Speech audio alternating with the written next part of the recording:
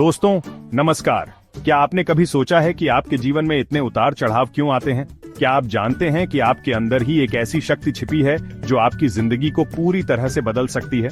आज हम बात करेंगे जोसेफ मर्फी की किताब the power of your subconscious mind के बारे में। ये किताब आपके अंदर छिपी उस अद्भुत शक्ति, आपके अवचेतन मन के बारे में बताती है। ये किताब हमें सिखाती है कि कैसे हम अपने अवचेतन मन की शक्ति का उपयोग करके अपने जीवन में सफलता, खुशी और समृद्धि प्राप्त कर सकते हैं। तो चलिए इस अद्भुत यात्रा को शुरू करते हैं और जानते हैं कि कैसे आप अपने अवचेतन मन की शक्ति को जगाकर अपने जीवन को एक नया आयाम दे सकते हैं। दोस्तों, हमारा दिमाग एक अद्भुत मशीन है। ये दो भागों में बंटा है, संचेतन और अवचेतन। संचेतन मन वह है जिसका उपयोग हम सोचने, समझने और तर्क करने के लिए करते हैं। यह हमारे जागृत अवस्था का मन है। लेकिन दोस्तों, हमारे अंदर एक और मन काम करता है जिसे हम अवचेतन मन कहते हैं। यह हमारे संचेतन मन से कहीं अधिक शक्तिशाली होता है और हमारे जीवन के हर पहलू को नियंत्रित करता है। हमारी आदतें, हमारे विश्वास, हमारा व्यवहार, सब कुछ हमारे अवचेतन मन द्वारा संचालित होता है।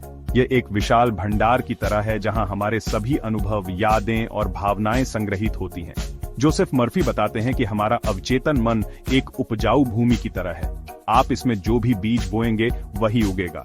अगर आप नकारात्मक विचारों के बीज बोएंगे तो आपके जीवन में दुख, असफलता और निराशा ही मिलेगी। लेकिन अगर आप सकारात्मक विचारों, विश्वास और उम्मीद के बीज बोएंगे तो आपका जीवन खुशियों, सफलता और समृद्धि से भर जाएगा।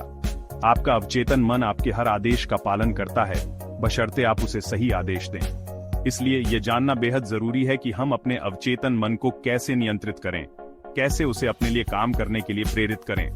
अगले अध्याय में हम जानेंगे कि कैसे हमारे विश्वास हमारे अवचेतन मन को प्रभावित करते हैं और कैसे हम अपने विश्वासों को बदलकर अपने जीवन को बदल सकते हैं।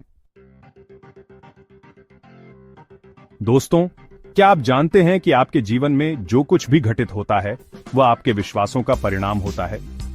आपका अवचेतन मन आपके विश्वासों को सच कर देता है, चाहे वे सकारात्मक हों या नकारात्मक।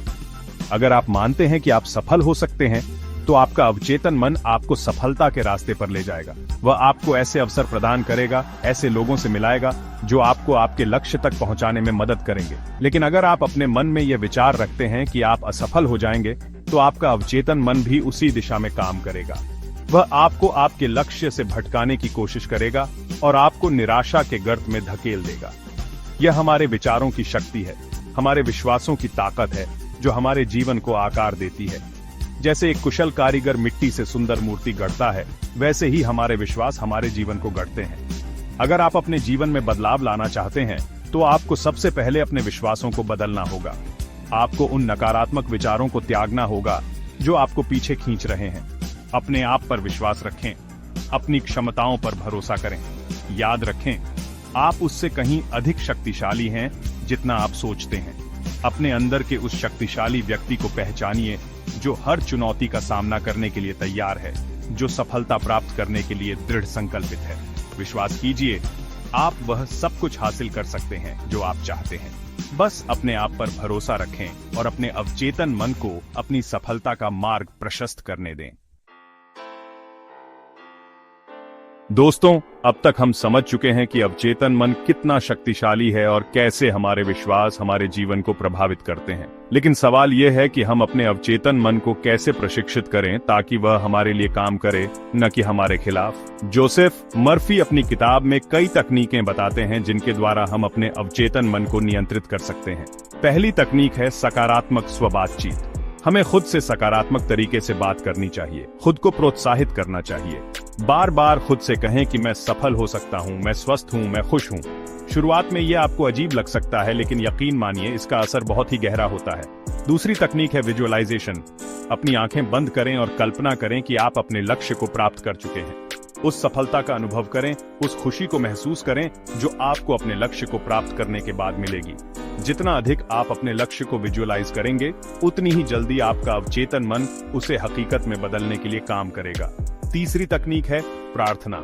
ईश्वर से प्रार्थना करें, उनसे मार्गदर्शन मांगे।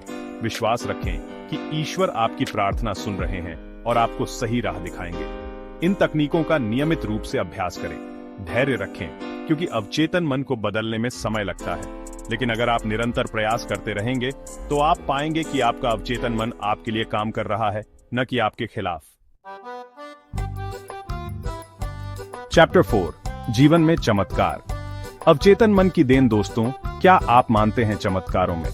बहुत से लोग चमत्कारों को अंधविश्वास मानते हैं, लेकिन सच्चाई यह है कि चमत्कार होते हैं, और ये चमत्कार किसी जादू के कारण नहीं, बल्कि हमारे अपने अवचेतन मन की शक्ति के कारण होते हैं। हमारा अवचेतन मन इतना शक्तिशाली है कि वह असाध्य रोगों को भी ठीक कर सकता है, टूटे रिश्तों को जोड़ सकता है और असंभव को भी संभव बना सकता है।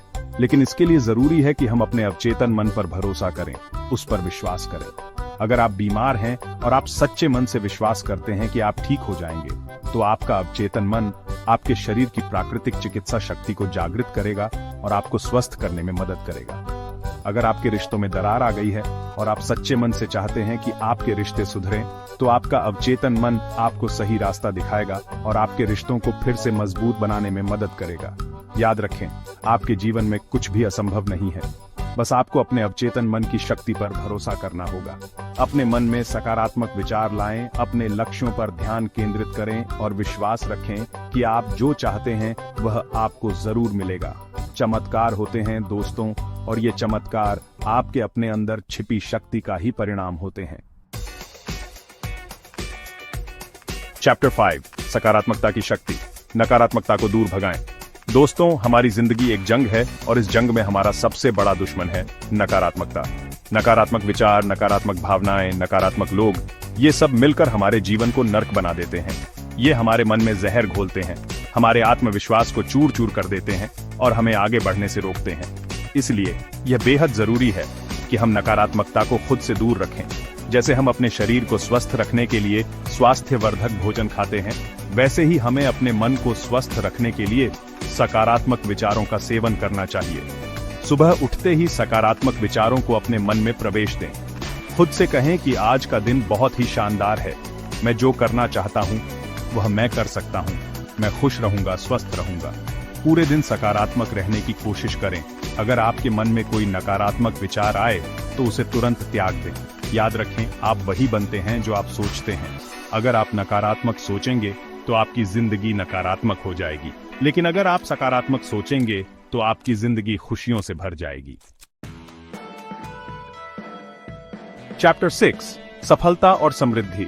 आपके कदमों में दोस्तों, हर कोई सफल होना चाहता है, हर कोई अमीर बनना चाहता है, लेकिन सफलता और समृद्धि किसी को विरासत में नहीं मिलती। यह तो कड़ी मेहनत, लगन और सही दिशा में किए गए प्रयासों का परिणाम होती है, और इन सबसे बढ़कर यह आपके अवचेतन मन की शक्ति का परिणाम होती है। अगर आप सच्चे मन से सफल होना चाहते हैं तो आपको अपने अवचेतन मन को इस लक्ष्य को प्राप्त करने के लिए प्रोग्राम करना होगा। अपने मन में सफलता की तस्वीर साफ साफ देखें। कल्पना करें कि आप अपने लक्ष्य को प्राप्त कर चुके हैं। उस खुशी को महसूस करें, उस संतुष्टि को महसूस करें जो आपको सफलता मिलने के बाद मिलेगी। अपने अवचेतन मन को यह विश्वास दिलाएं कि आप सफल होने के लिए बने हैं, कि आप में वो सभी गुण मौजूद हैं जो एक सफल इंसान में होते हैं। याद रखें, सफलता कोई मंजिल नहीं, बल्कि एक सफर है। इस सफर का आनंद लें। हर चुनौती का सामना हंसी खुशी करें और कभी हार न मानें। आउटरो, आपके हाथ में है आपकी जिंदगी दोस्तों। The power of your subconscious mind हमें यह सिखाती है कि हमारे विचार और विश्वास ही हमारी जिंदगी की दिशा तय करते हैं। अगर आप अपनी सोच बदल सकते हैं तो आप अपनी जिंदगी बदल सकते हैं। यह किताब हमें यह एहसास दिलाती है कि हम अपनी जिंदगी के रचयिता खुद हैं। हमारे पास वो सभी शक्तियां मौजूद हैं जिनकी हमें जरूरत है अपने सपनों को हकीकत में बदलने के लिए। बस जरूरत है तो उन शक्तियों को पहचानने की, उन पर भरोसा करने की और उनका सही इस्तेमाल करने की।